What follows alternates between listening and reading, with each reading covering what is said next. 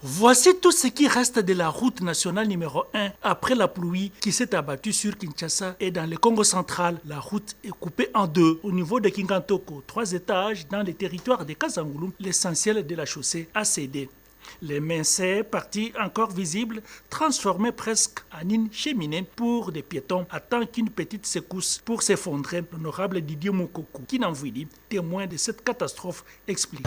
Cette situation remonte de près de 2 semaines, depuis que nous avons averti ou encore alerté le gouvernement national par le canal du ministre des ITPR.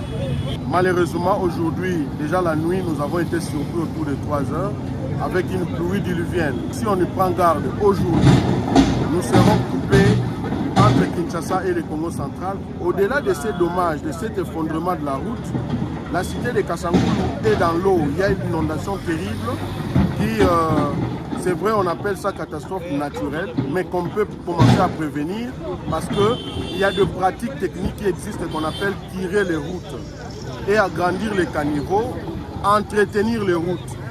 Je félicite la Première ministre que j'ai réveillée tôt le matin, elle s'est saisie, mais je voudrais qu'on réserve une célérité par rapport à ça pour qu'on trouve une solution afin de permettre aux usagers de la route d'évacuer librement. Plus loin encore, à quelques 3 km de là, les sables, drainés par pluie avec écoulement de terre, occupent une bonne partie sur la voie et bloquent la circulation. Pas de passage. Contrainte, les corps des personnes décédées qui devraient être enterrés au cimetière Kimberley, se trouvant de l'autre côté du ravin, ont été obligés de rebrousser chemin pour les garder encore à la morgue. En pleine cité de Kasangulu, la rivière Lukaya, qui traverse la nation numéro 1, est sortie de son lit. Un lac artificiel s'est créé, emportant tout sur son passage. La suite, rien que de la désolation et des pleurs des habitants de Kasangulu.